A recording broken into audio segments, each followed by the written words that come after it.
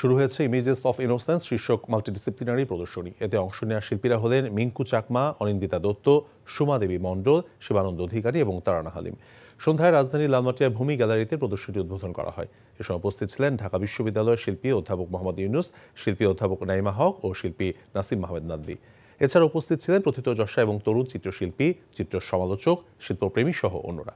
8 দিনব্যাপী এই প্রদর্শনী 13 ডিসেম্বর পর্যন্ত প্রতিদিন বিকেল 3টা থেকে রাত 8টা পর্যন্ত সবার জন্য উন্মুক্ত থাকবে। আপনার কি কোনো জব এক্সপেরিয়েন্স আছে? তোর চাকরি দেখা আর আমার কপালে নেই। আমি চেষ্টা করছি, হচ্ছে না, এটা আমার দোষ।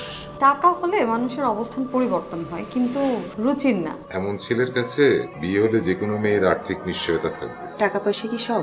আর একটা প্রাইভেট চাকরি করে তো সরকারি চাকরির জন্য চেষ্টা করা যায়। বেসরকারি চাকরি করতে গেলেও টাকা লাগে, লিঙ্ক লাগে, যেটা কোনোটাই আমাদের নেই। জীবনটাকে সবসময় সহজভাবে দেখবে। অর্থ মূল্য ছাড়া কোনো কাজের কোনো মূল্য কেউ দিতে চায় না। বিয়ে করে ফেলো আমাকে। খাওয়াবো কি তোমাকে?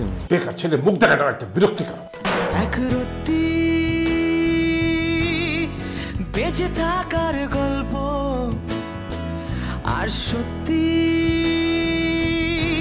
বন্ধুত্বের সংকল্প, সেটা অল্প অল্প করে বদলে যাচ্ছে কল্পনা